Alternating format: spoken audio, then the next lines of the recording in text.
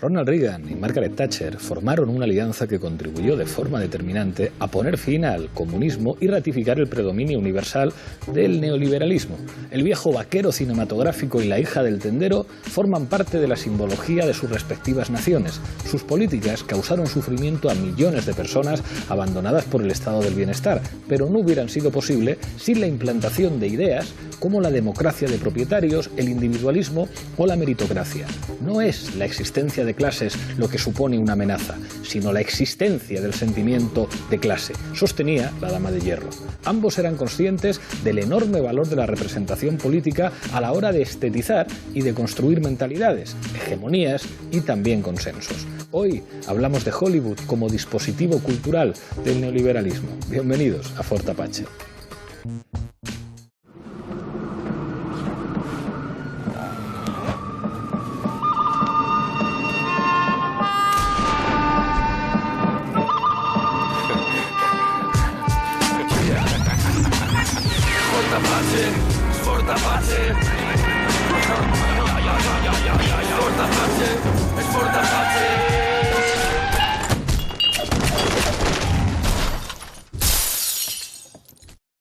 Esta noche en Fort Apache volvemos a hablar de cine y de política. Para ello contamos con 6 invitados. A mi izquierda, Paula Ortiz, directora de cine. Muchísimas gracias por estar aquí.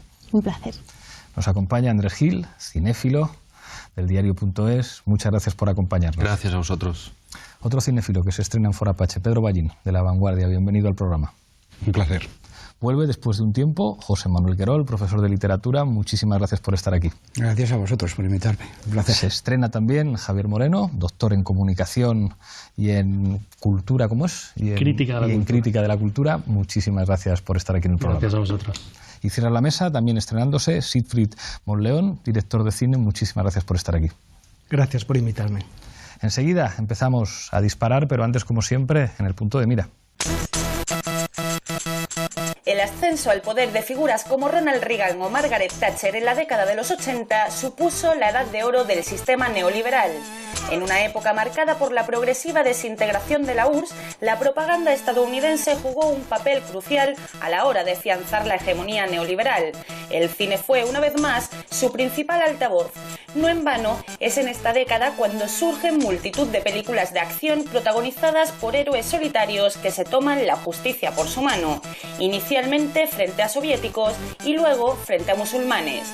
Esta noche, en Fort Apache, analizamos los dispositivos culturales del neoliberalismo.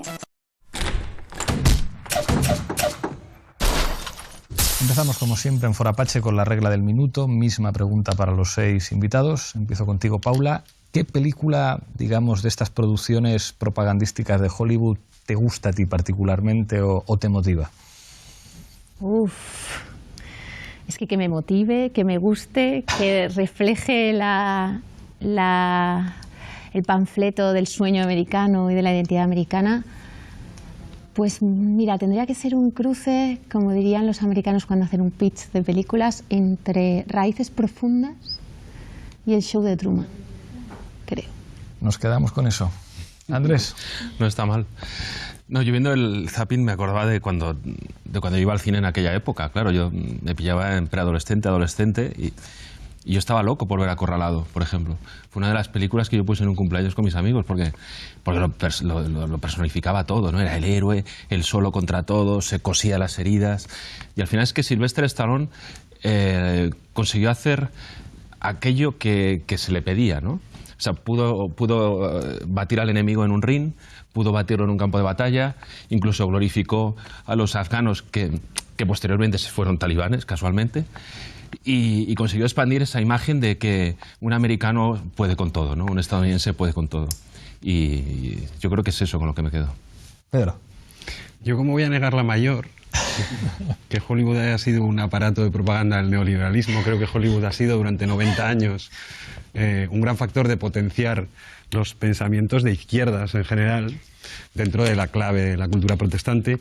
Sí reconozco que los 80 fueron de los poquitos periodos donde hubo películas que apostaban por un neoliberalismo salvaje del éxito, como Armas de Mujer, Risky Business, El secreto de mi éxito, pero yo me voy a quedar con Regreso al futuro, porque aparte de ser una película perfecta y maravillosa, se la acusó de haber sido, y probablemente ese fue el subterfugio del estudio para colocarla, una defensa de los felices años 50, y en realidad Marty volvía a los años 50 para comprobar que su padre sufría bullying y su madre tenía la moral un poco distraída.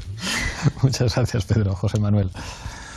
Pues yo sí tengo que pensar en términos positivos en lo que puede representar en el cine la cultura del neoliberalismo y del capitalismo.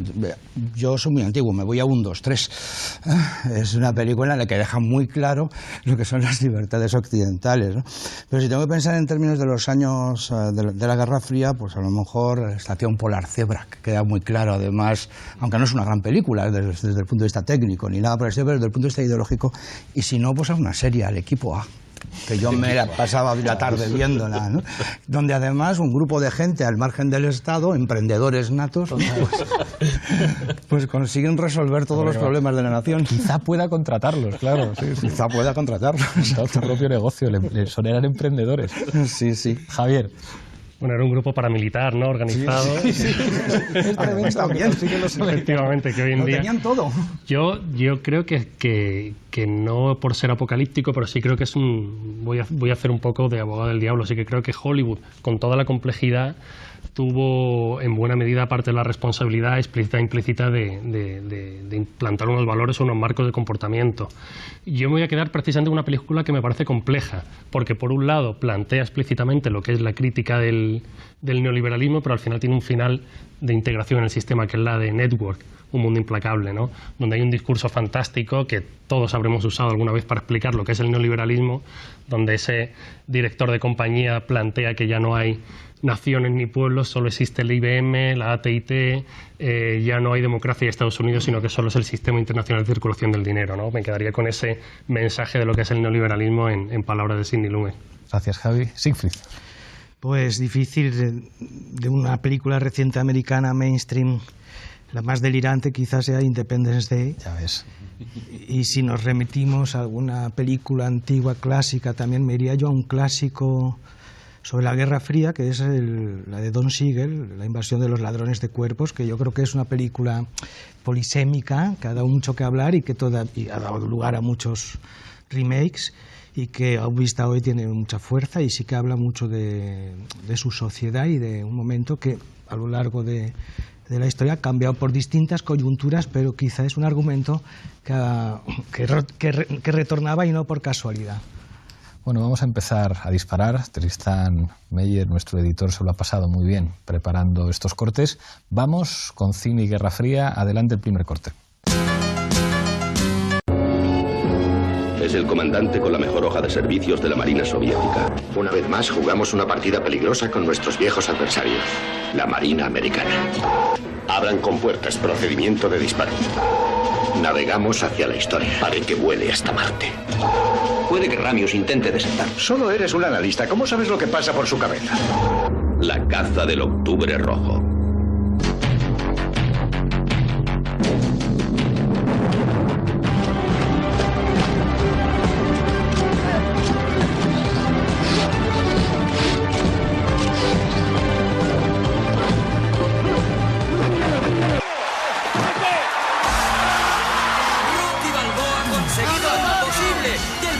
Ruso le quiere.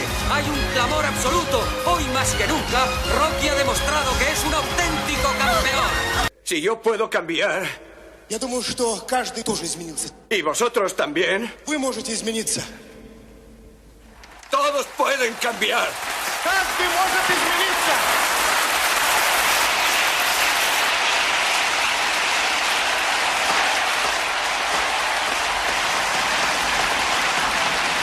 ¿Cómo combaten ustedes, los soviéticos, tanta tensión?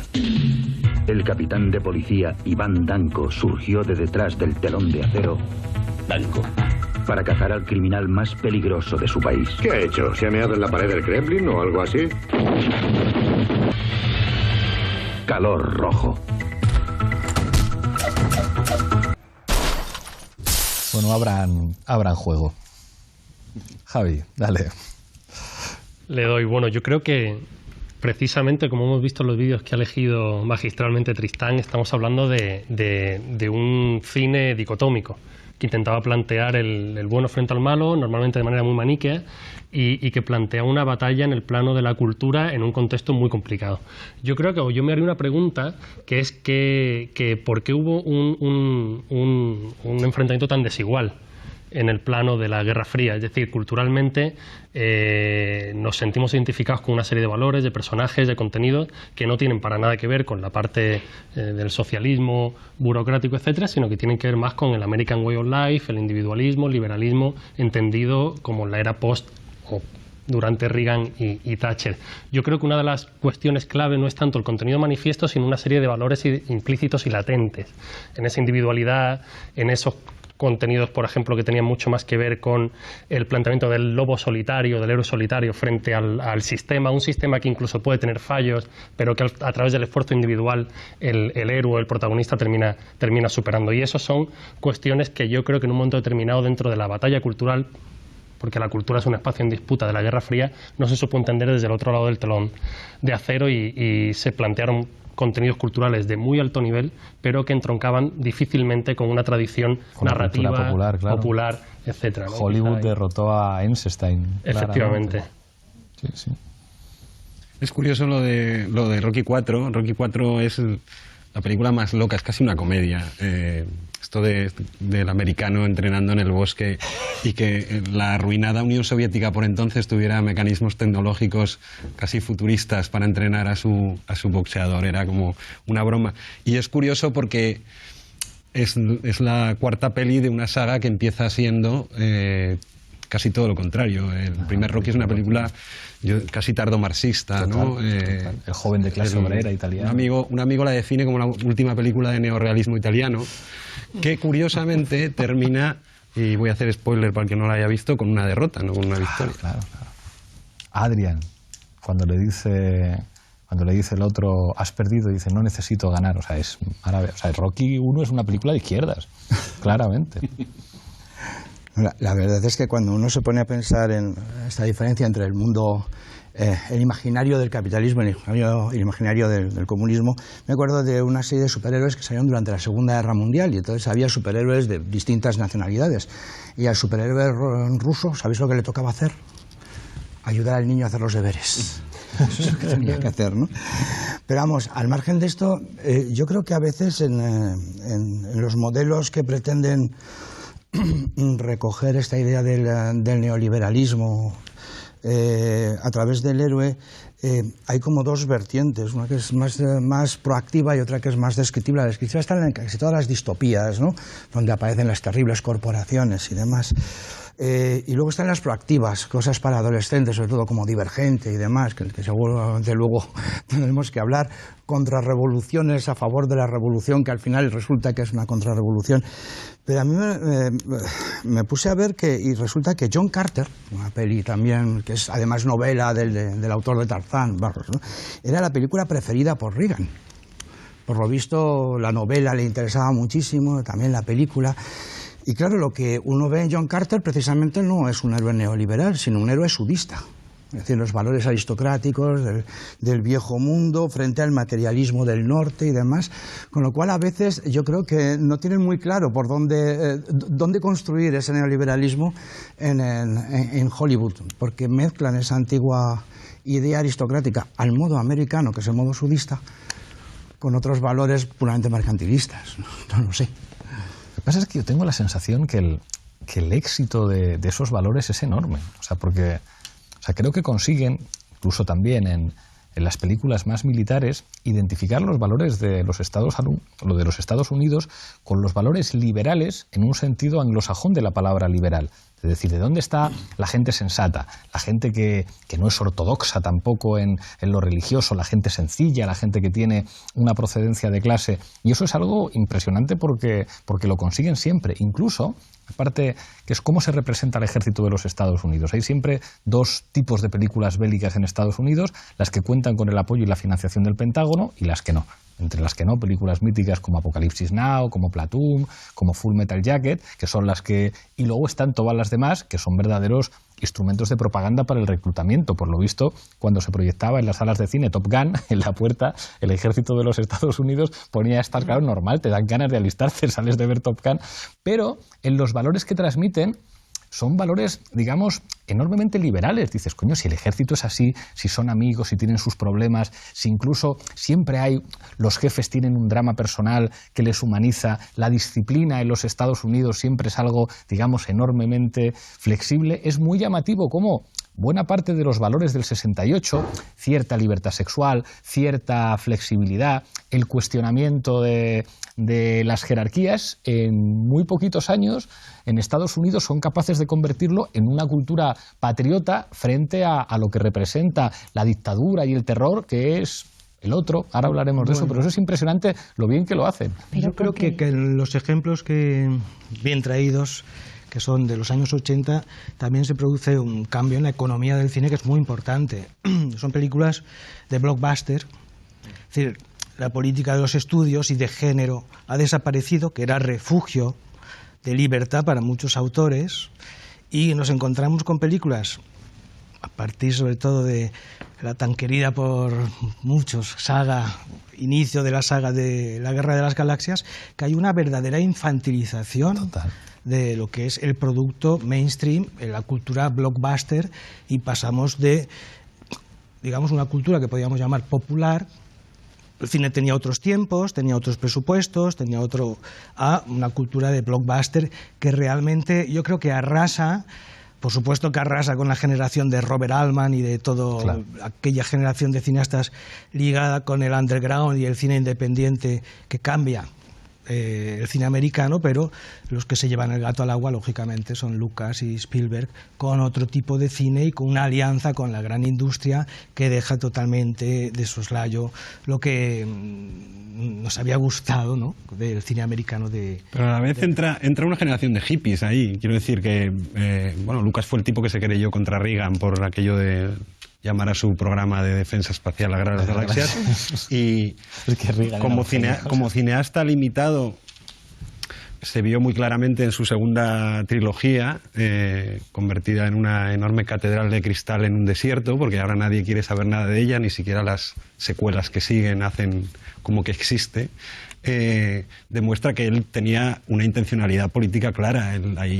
La supuesta banalización ha dado lugar en apenas 2 décadas a productos efectivamente para adolescentes, pero extraordinariamente sofisticados. Hoy toda la panoplia esta de superhéroes que nos invaden, en realidad casi todas, excepto las que se van directamente al lado de la comedia, son películas extraordinariamente sofisticadas. La serie wagneriana que hizo Nolan en torno a Batman tiene ya no estás hablando de los años 80, ¿eh? No, claro, pero es un poco hijo de aquello, ¿no? Es verdad que los ejemplos que ha buscado son muy característicos. Sí, pero esos mismos años Spielberg empieza a hacer cine, Regreso al futuro y los Goonies forman parte de aquello. Hay una cosa como El secreto de la pirámide en esa misma onda. Hay una refundación de la narración muy fuerte por parte de esta generación, especialmente Spielberg, Lucas, etcétera.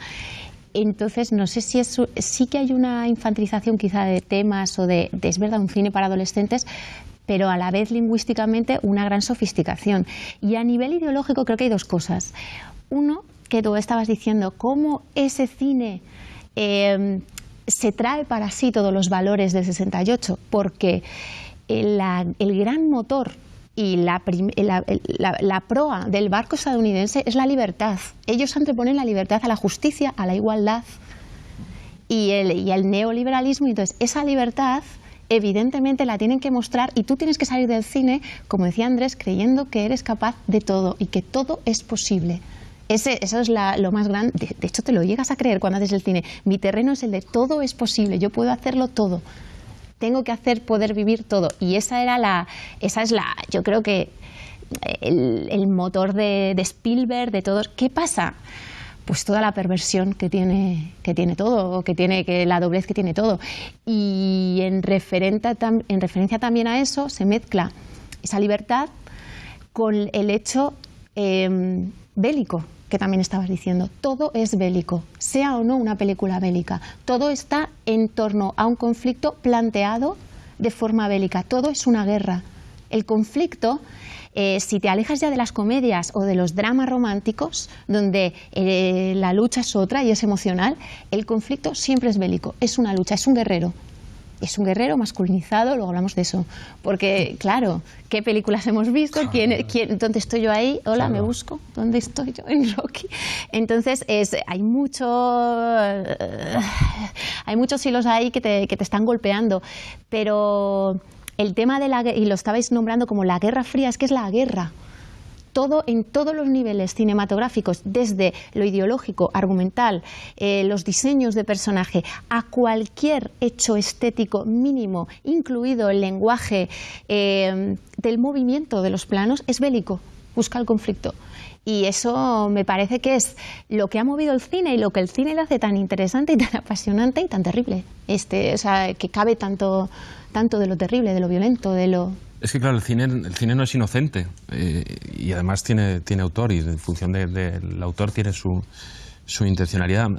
Yo también iba a comentar cuando hablabais de la guerra, claro, es que hay mucha testosterona, efectivamente, o sea, y además blanca. Sí, y heterosexual. Y heterosexual, heteropatriarcal, claro, es que es Rocky. Es eso, es Rocky.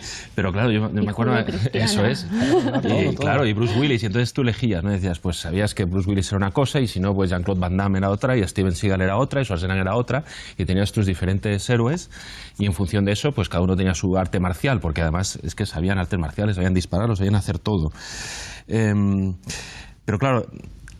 entonces era contra los rusos, porque estábamos en Guerra Fría, y supongo que hablaremos después, cuando se busca el otro enemigo, ya sea fuera de las galaxias o ahora mismo en la islamofobia, que yo creo que es un tema también fundamental. Como en las últimas películas el enemigo es el Islam, siempre el malo es islámico y siempre el bueno es blanco, es hombre. Incluso en los dibujos animados, como en El Rey León. Eso es. Ese es un tema. Vamos con el segundo corte para hablar de la alteridad, de la imagen del otro. Adelante, vídeo. Es toda una experiencia vivir con miedo, ¿verdad? En una parte del mundo en donde no hay leyes. Lo que tenemos que hacer es encontrar a esos rehenes. Nadie sabe dónde están. ¿Cómo que tenemos? En una jungla en donde ningún ser viviente está a salvo. Hay algo que nos está esperando. Y no es humano. Depredador. ¿Preparados, muchachos? Muy bien, nena. ¿Sois fuertes? ¡Sí! ¿Sois duros? ¡Sí! ¿Qué es lo que sois? ¡Más alto! ¡Vamos, fuera, fuera, fuera! ¡Moveos, moveos, moveos!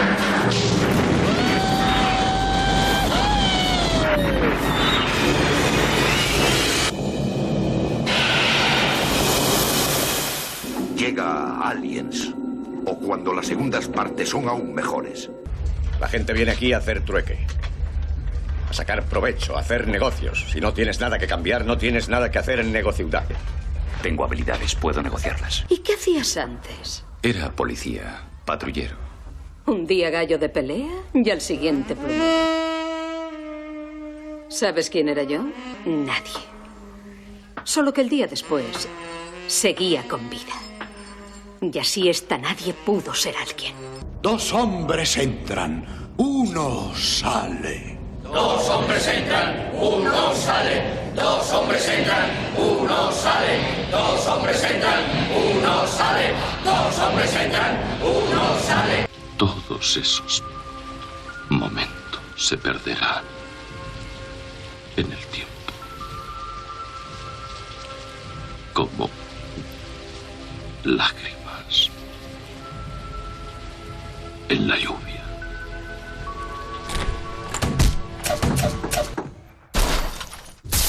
La ciencia ficción, o sea, en eso lo han marcado todo. Es curioso la transformación de esos años a estos, claro. Porque yo no estoy tan de acuerdo en que sea un vehículo, perdón, Hollywood del neoliberalismo puramente, salvo en algunos casos muy concretos, pero sí del liberalismo, porque el liberalismo y la cultura protestante en general envuelve a Hollywood. En ese sentido, creo que Hollywood siempre ha producido cine de izquierdas, lo creo seriamente, y mayoritariamente a cine conservador, incluso los grandes directores conservadores como... Perdón, te quiero interrumpir, pero es cierto que es la izquierda protestante y la izquierda judía la que ha hecho el cine. Perdón. Sí. y las minorías sexuales. Los gays en Estados Unidos se reunían en Hollywood, que era donde no los iban a matar, por lo menos antes de McCarthy. Y en ese sustrato liberal, la ciencia ficción de los 80 fue extraordinariamente liberal porque fue extraordinariamente individualista y por tanto existencial.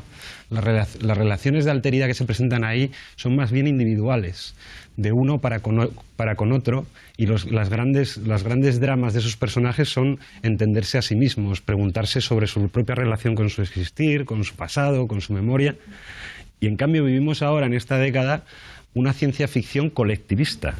O sea, los Juegos del Hambre, Divergente, en fin, casi todos los nuevos modelos de ciencia ficción que están llegando vuelven a modelos sobre parábolas sociales en vez de parábolas existenciales, claro, a la manera en que ocurría durante la Guerra Fría, en aquel caso con el enemigo comunista. Yo creo que, por resumirlo en una frase, los Juegos del Hambre es la Francia prerevolucionaria, claramente. Claro. Son las provincias que rodean Versalles, con además esa oligarquía que va maquillada. Y creo que esto es una constante que ha irrumpido en los últimos 10 años en la ciencia ficción y que habla bastante claramente de lo que está pasando en las sociedades occidentales. Es un poco lo que José Manuel ha escrito mucho sobre alienígenas. Bueno, es un poco lo que decís, pero yo a ver, los valores del 68 estaban, por continuar por ahí, por ligar la parte anterior con esta, pero porque estaba antes el romanticismo, ese liberalismo del que habláis, lo que hace es recuperar la idea del héroe romántico. Esa es la canción del pirata, por eso la libertad es su único tesoro y todo lo demás, y en estos héroes lo que aparece es eso. Sí es cierto que, claro, el modelo económico del romanticismo es el liberalismo. Una vez que añadimos el prefijo neo, nos encontramos con que tenemos que colocar la modernidad. ¿Y la modernidad dónde la colocamos? En Nietzsche, fundamentalmente. Y aparece el héroe nietzscheano. Esto, y además, tomando como ejemplo este momento prerevolucionario, preasalto a la Bastilla y demás, lo ejercitan convirtiendo la cultura clásica en un nuevo modelo de héroe nietzscheano. Cosas como Immortals, cosas como Ira de Titanes, donde además en la imagen del otro es absolutamente genial los escorpiones convertidos en tanques y una Grecia completamente arabizada, ¿no? Además del uso de la tecnología y todo lo demás. O cosas mucho peores como el Hércules de 2014, donde dice cosas como: yo solo quiero ser un marido y un padre, salva a este pueblo, salva a tu familia y restaura el orden en el mundo. Bueno, en fin, estamos asistiendo a un modelo de héroe muy determinado. En Troya se ve igual, donde desaparece la Aristeia, desaparece la Helios, todo completamente. En cuanto a cosas como los sinsajos y demás, yo es que ahí tengo una pregunta. A ver, como aquí hay mucha gente de cine, yo soy el único que no soy de cine, por lo visto, pues a ver si me la resolvéis. Porque a mi hijo, viendo por ejemplo V de Vendetta, no nos quedaba claro quién era el anarquista de todos. ¿Dónde estaba el pensamiento anarquista? Viendo la película, ¿no? Luego ya nos fuimos a la novela gráfica y ahí la cosa parece que es distinta, bastante más clara. Pero en la película realmente yo tengo mis dudas de qué modelo es el personaje, es el héroe. Cómo la contrarrevolución se activa con la revolución. Y en ese momento el romanticismo se desactiva. Y eso es lo que yo creo. En cuanto a Aliens, pues lo que queráis, el angélico o el demoníaco, y a partir de ahí, pues, o es Dios y hay que hacerle caso. Es curioso ese Aliens porque es una elegía de los marines, pero a la vez es una crítica de la multinacional descomunal. Pero por ese romanticismo. Claro, y ahí, en este debate sobre la libertad, ojo con confundir libertad, liberalismo, lo libertario, etcétera. Yo creo que precisamente lo que Hollywood traslada a través de las películas de determinados géneros, y ahí coincido en que no todos los géneros son iguales, hay unos que canalizan unas pulsiones y otros otras, es precisamente esa ideología de Thatcher que decía: no hay sociedad, lo que hay son individuos y familias. Al final lo que hay es un individualismo o un concepto de libertad, pero que no se puede confundir con el concepto de libertad más progresista, revolucionario, sino con un concepto de libertad individual, de desarrollo individual, y donde precisamente cada vez que hay una comunidad, que hay un grupo, es para oprimir. Hemos visto escenas de Mad Max.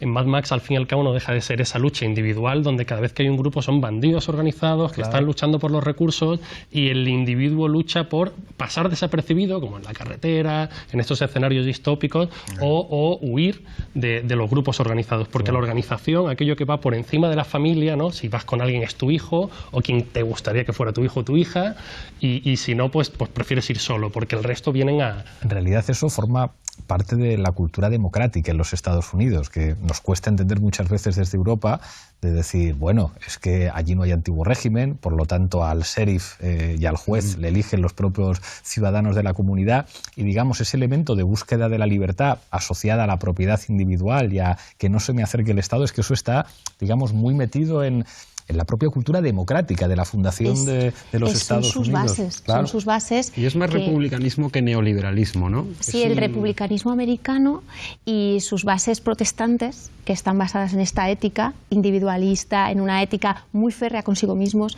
y con la idealización de la libertad, y que en el cine está en todo. O sea, ya lo idealizaron, lo sublimaron y lo convirtieron en el idilio del western. Ese es el hombre de la familia con sus tierras, que tú las defiendes, tú las conquistas, tú las mantienes, y esa es la sociedad. Total. Por eso yo creo cuando comentaba Pedro que Hollywood es el que ha hecho el cine de izquierdas, creo que comentabas. Bueno, yo no estoy tan seguro de eso. O sea, evidentemente, si ha habido un cine de izquierdas, ha tenido que ser hecho en Hollywood, porque es quien hace el cine fundamentalmente. Pero yo creo que sobre todo es una máquina de reproducir los valores de vida estadounidenses, seguramente asociados al Partido Demócrata o a las alas del Partido Demócrata, que no necesariamente tiene por qué ser de izquierdas trasladado a nuestro paradigma europeo. O sea, porque si estamos hablando de que sobre todo se pone en valor un modelo de familia, se pone en valor un modelo de héroe masculino, blanco, etcétera, individualismo, etcétera, etcétera, eso trasladado a Europa no se asemeja mucho a la izquierda. Bueno, pero entonces el debate es si la izquierda americana es izquierda en términos europeos. Pero ese es otro debate, claro. Por eso yo digo que ellos sobre todo lo que hacen es una máquina de reproducir los valores que le interesa a esa parte de la sociedad en cada momento histórico. Desde luego no creo que haya sido mayoritariamente de izquierdas el cine americano. En algunos periodos de la historia a lo mejor sí, pero durante la Guerra de Corea la cantidad ingente de películas que se hicieron sobre el conflicto bélico, pues, lógicamente eran pura propaganda, ni más ni menos. Sí que, bueno, pues sin Pollack... Voy a explicarlo con una frase a ver si se me vas a citar la película de Walsh, me parece No. Iba a decir que en general no aparece, como modelos arquetípicos del cine americano, no aparece un político conservador que sea bueno, nunca. No aparece un empresario que sea bueno. Tradicionalmente, en la cultura americana, que es individualista, hay una desconfianza, vamos, desde Capra hasta Pollack, y no te quiero contar, porque personajes de Pollack todavía se salvaban llamando al New York Times mientras le estaba todo el sistema acosando, ¿no?, en los 3 días del Cóndor. Pero digamos que eso sería ya imposible en el cine que ha venido después. Pero ahora enseguida seguimos, Javi, pero me está dando órdenes Tristán de que pasamos ya al último bloque y barra libre. El héroe americano. Navidad en Los Ángeles, California. ¿Va a venir papá? A ver qué podemos hacer, Santa Claus y yo. John McClane, un policía de Nueva York, viene a ver a su mujer. Te he echado. Sin embargo, va a tener que salvarla. ¡Siéntese! ¡Vamos! Desde un rascacielos que domina la ciudad, 12 terroristas han declarado la guerra. Lo último que quiere McClane Piensa. es convertirse en un héroe, pero no va a tener más remedio. ¿Qué cree que está haciendo? Su trabajo.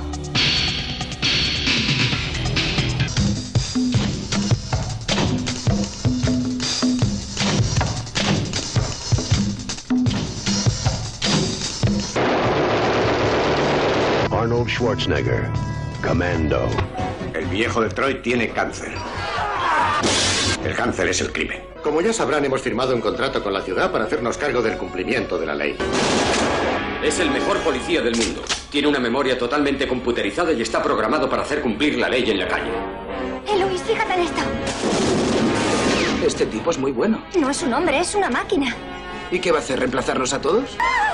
¡Vete ahora mismo, la mato! Ahora te toca a ti. El futuro refuerzo de la ley. Robocop. Gracias por su cooperación. ¿Me das fuego? ¿Y si me tocas te mato? No te tocaré. ¡Bingo, capullo!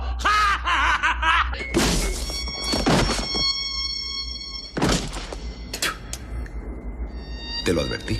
Le has matado, le has dejado seco, está muerto.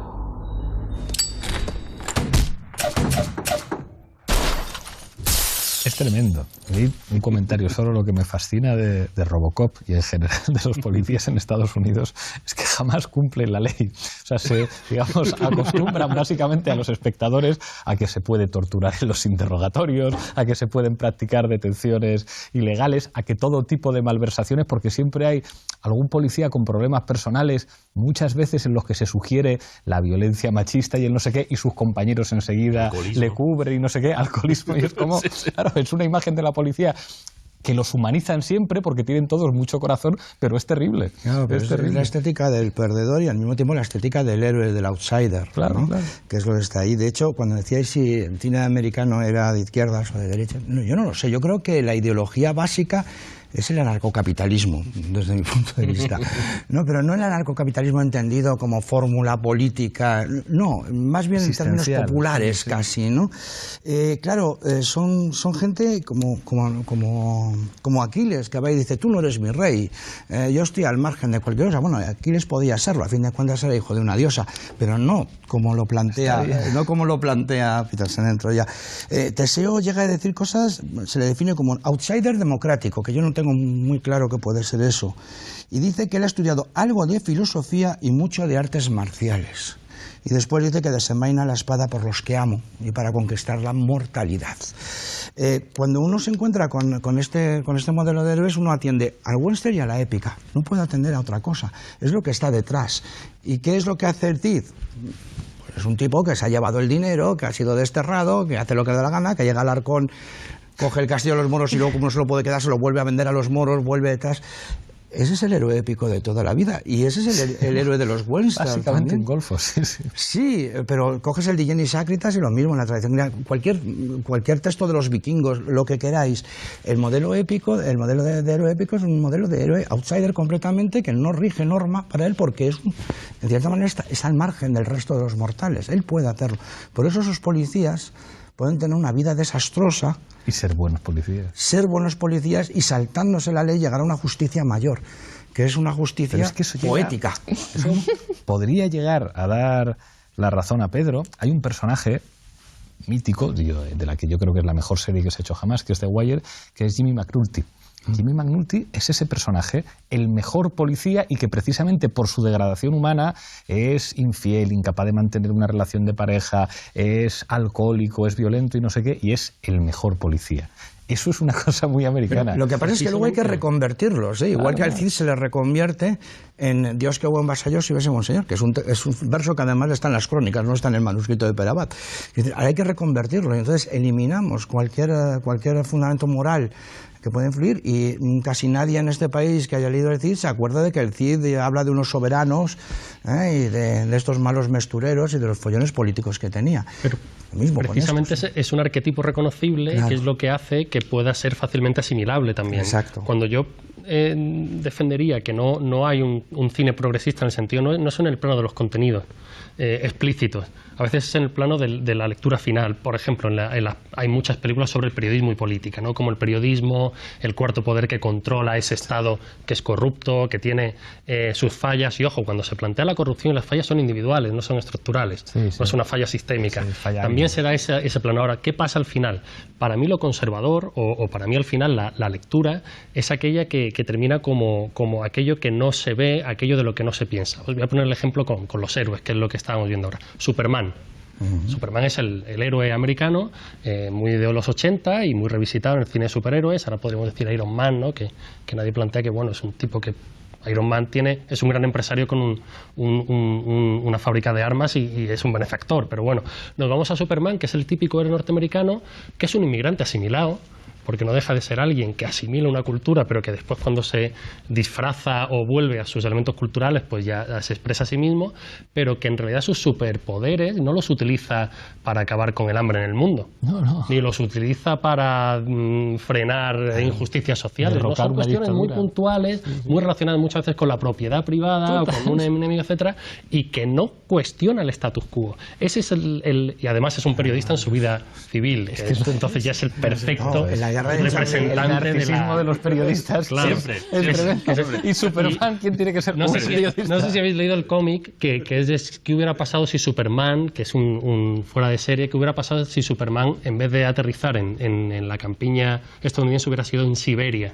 ¿Qué hubiera pasado, no? Con Red Superman hay un cómic donde te expresa el Superman socialista, lo que los dibujantes de DC entenderían que era un Superman socialista, y al final se despierta una pesadilla diciendo menos mal que no era verdad, ¿no? Que todo era un sueño. Es esa construcción lo que para mí es más conservador en un Hollywood que evidentemente ha tenido el Comité de Actividades Antiamericanas como uno de los ejemplos de lucha contra los comunistas, pero donde, por ejemplo, mucha gente progresista trabajó y hay resquicios. Yo sí que creo que en el cine de Hollywood hay resquicios, que se están haciendo cosas muy progresistas en series como The Wire, etcétera, y que son muy, muy potentes, pero no podemos negar. Y en la profesión, acordaos cuando dieron el Oscar a la carrera a Elia Kazan, por ejemplo, y se pusieron no se de pie. levantaron mucho. Claro, o sea, eso... Es que la realidad es que creo que el cine lo hace, por definición, mucha gente de izquierdas, lo hace gente de izquierdas, porque la creación es hacia adelante, no puede ser conservadora nunca. Y luego el problema es quién paga el cine. Y para perpetuar qué valores, como estabas diciendo tú antes, evidentemente, ¿quién paga el cine? ¿Cuáles son los lobbies que mueven los estudios de Hollywood? Pues entonces son los que querrán perpetuar todos sus modelos, desde el héroe, el emprendedor, hacia dónde va la sociedad, hasta cómo tienes que vivir el más nimio, lo que tú hablabas antes, de los niveles más latentes y emocionales, la más pequeña mirada de una persona que te gusta. Es que eso lo marca Hollywood, y lo marca... Y es la lucha, la tensión permanente entre los creadores y el que paga y quiere reproducir un marco que se perpetúe y que las familias sean así, los héroes sean así, los emprendedores sean así, la sociedad sea así, y la imposibilidad, que al final es lo que queda y es lo que siempre buscan en Estados Unidos, de la colectividad. No hay alternativa, ¿no? Sí, y además el héroe está separado de las familias. El primer héroe es el héroe borracho, es Humphrey Bogart en Casablanca. A partir de ahí, mirad por ejemplo La guerra de Charlie Wilson. ¿Quiénes son los dos personajes? El congresista borracho, corrupto y todo lo demás, y el tipo de la CIA que dice que es griego, ¿no? Para el modelo sucio, el modelo de todas las series actuales son gente degenerada. Pero porque el héroe oscuro se transmuta o se posmoderniza, no sé, pierde, se licúa, que diría Bauman, pues se licúa en ese perdedor, que puede ser borrachín, que puede ser policía con problemas pegando a su mujer, o lo que sea. Y está al margen de la sociedad, además, porque el héroe es como Lucky Luke, como los héroes de los héroes. Al final resuelves el problema, pero luego tú te vas hacia el sol poniente solo, como siempre ha sido en toda la época. Que es el modelo también de Mary Poppins. También, exactamente. Claro. Es un cowboy que llega al pueblo, arregla las cosas y luego... con su paraguas, pero luego se va solo. Pero luego tienes al héroe de Toy Story, que no está solo. Ese hace... Ya, pero está con el clan, no con el Estado, está con la familia. Está con la familia, como y Hércules. Esa es la idea central de la película. Con tus amigos puedes. De todas formas, cuando hacemos el paralelismo entre estos policías sin valores y el CID, han pasado muchos años. Evidentemente. Quiero decir que no tantos. Ahora para el programa estoy leyendo unos artículos, encontré uno de Zizek, que está otra vez de moda, de 2014, hablando de Zero Dark Thirty. ¿Os acordáis de aquella película? Entonces él decía, en la línea que tú comentabas, que normalizar la tortura lo que consigue al final es que rebajemos nuestros estándares éticos. Claro. Y realmente es que estamos ante eso cada día. O sea, ya es Jack Bauer en 24, ya puede ser en Homeland, ya puede ser Argo, ya puede ser todos los... O sea, pongámonos en la situación de que es España y que es real. O sea, no lo soportaríamos. No solo la tortura y la Guerra Santa, y eso no hay más que verlos. Es que es impresionante la capacidad de performar, o sea, es como lo define todo. Hay una encuesta increíble, me preguntan a los ciudadanos franceses En el año 47, ¿quién ha contribuido más a la liberación de Francia? ¿Reino Unido, Estados Unidos o la Unión Soviética? En el año 47, el 80% conoce la verdad y dice la Unión Soviética. Según van pasando los años, se invierte y todos los franceses, la mayor parte de los franceses, terminan creyendo que el país que más contribuyó fue Estados Unidos. Y eso es básicamente una creación del cine, porque el cine además fija las interpretaciones históricas y en eso los norteamericanos son espectaculares. Es uno de los problemas del cine español. Todo el mundo pensaba, hombre, después de Franco habrá un cine histórico que ajustará las cuentas. Pues llega Pilar Miró y dice, no, el cine va a ser sobre el siglo de oro, que es una cosa estupenda que hay que hacer. Nosotros con 40 años de franquismo, pero a los franceses una historia crítica sobre la resistencia hasta el año 70 y pico, 74, Louis Malle, La Combe-Lucien, algo de Melville previamente, ¿no?, que es más épico. Yo creo que era Modiano, además, el guionista basado en un... Y fue gran polémica, entonces. Y además la batalla de Argel en Francia. Y no hay muchos más ejemplos, exactamente. Un héroe muy discreto. Sí. No, aquella de... Es verdad. Sí, ¿cómo se llamaba aquella? De Matthew Kasovich. Puede ser, sí. No lo recuerdo. Sí. De todas maneras... La del odio, dices. No, una que hizo... también sobre el momento del cambio de chaqueta y de pasar de ser colaboracionista a pasar por un personaje de la resistencia. Pero esto es tremendo, o sea, en el cine español, el caso concreto como de la guerra, a mí hay como 2 o 3 películas que dices, es impresionante el efecto que ha tenido esto y que nadie lo haya hecho antes. La primera película en España en la que se ve a un falangista como un nazi es una película que hace un mexicano, que es Guillermo del Toro, que es El laberinto del fauno, que es una película de ficción. Y hay que ir a una película de ficción para ver más es tremendo. Después leí un libro en inglés en el que hablaban de esa película y decían, era un fascista italiano. Que era como, claro, el lector anglosajón había visto en ese tipo un fascista italiano porque no podía concebir que en España hubiera una cosa así. La primera película en la que en España se dice que la revolución es una cosa que está bien es Tierra y Libertad, que es verdad que es una película que habla de la guerra civil dentro del bando republicano y es muy orwelliana, pero la tiene que hacer un británico, esa película. La de Manuel Huerga, la que produjo Roures, de Salvador Puig-Antich, yo recuerdo el efecto de esa película sobre mis alumnos, es como para que mis alumnos entendieran la lucha armada en el franquismo, les ponías esa película y terminaba la película y todos lo tenían clarísimo, ninguna duda. Bastaba pues presentar a Salvador Puig-Antich, representar el franquismo y estar los segundos esos interminables del garrote vil operando. Esto que es una excepción en nuestro cine, los americanos han fijado la interpretación, además todas, porque luego es verdad que los americanos cuando pierden las guerras se hacen de izquierdas, o sea, pierde la guerra del Vietnam y tienes todas las películas, digamos, autocríticas de la guerra del Vietnam. Tienen todas las versiones históricas de sus acontecimientos. Es como Vietnam como un problema en la conciencia estadounidense. Nos hemos tragado todas. Todas. Es como cualquier... Sabemos de la guerra de secesión americana porque hemos visto todas las películas. Conocemos la ley seca porque lo hemos visto todo, lo que implican los años 60. O sea, es como se pueden permitir series como Mad Men, una exploración de la condición de la mujer en los años 70 en el mundo de la publicidad en Nueva York. O sea, es como nada que ver con lo nuestro, que hay que conformarse. No, pues cuéntame que le explica a los españoles la transición. Es que es tremendo. Sí, pero esto... o a ti, o sea, es que te tengo aquí, o sea, explica al Lorca el premio al perro, Truman, o sea, es que este país, es que es tremendo, Vamos a hacer un homenaje a Buñuel, que le olvidamos durante un montón de años. Que tampoco lo han hecho, y entonces pues sacan a los señores de los tambores en un momento que nadie lo entiende. No, pero quiero decir que el Goya de Honor iba para, con todos mis respetos, para el cine de la época de Alfredo Landa, de Mariano Zores fue ese año. Quiero decir, ese es el cine que se ensabla. Pero... Cine calzoncillo se llamaba. Pues el tema de la pregunta de no el cine kinky. Pero respondiendo a tu pregunta, es que es muy sencilla.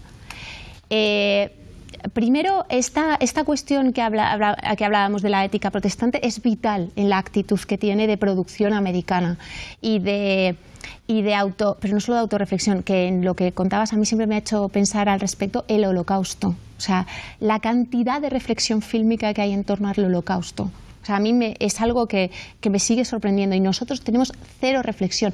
No ya narración, no el hecho narrativo, ni el hecho dramático, que no existe. El hecho reflexivo, menos todavía. A nivel cinematográfico, que todos son posibles. Si eres bueno, das todos a la vez, sino... Pero aquí el problema es reflejo de todo lo demás. O sea, el cine que tenemos es el cine de lo que somos, es el cine de lo que somos culturalmente, de la autoidentidad, de la autorreflexión, de la autoconciencia, de nuestra identidad, cualquier nivel, desde el emocional, desde el que bucean nuestros deseos de quién fuimos, quién deseamos ser en el pasado, quién deseamos ser en el futuro, quién tememos, nadie se ha planteado el miedo a lo que fuimos y por tanto a lo que podemos ser. Ni siquiera creo que sepamos qué queremos ser. Nadie claro, hay novelas, la literatura y el documental ha entrado mucho más, y curiosamente el cine, yo ahora pues sí, igual me arrepiento, pero y lo hablábamos ahora, el cine español peca de una enorme cobardía a todos los niveles. Y la literatura también. Otra cosa es que se traten los temas. Fijaos lo que ha montado Cercas simplemente por intentar colocar como personaje... Madre mía, o sea, es tremendo. Un señor que escribe en El País y que como todos los días pide perdón de, oigan, que yo estoy con quien hay que estar, y la que se montó. Sí, sí. O la guerra que mantienen Pérez Reverte y David Becerra, por ejemplo, en torno a la guerra civil, ¿no? Ha llegado un momento en el que uno le dan ganas de reproducir el título de la novela de Roa, ¿no? De otra historia, de historia de la guerra civil, ¿no? O algo así. Ni siquiera hemos conseguido establecer un relato, porque la cuestión de la memoria histórica es una memoria siempre fragmentaria, pero en nuestro país, además, los relatos son sólidos. Aquí sí que los relatos son muy sólidos y no hay manera. Por otra parte, lo de que los americanos son... A ver, las películas de Vietnam ganan todas las batallas. Lo que no ganaron en la realidad lo ganaron en el cine.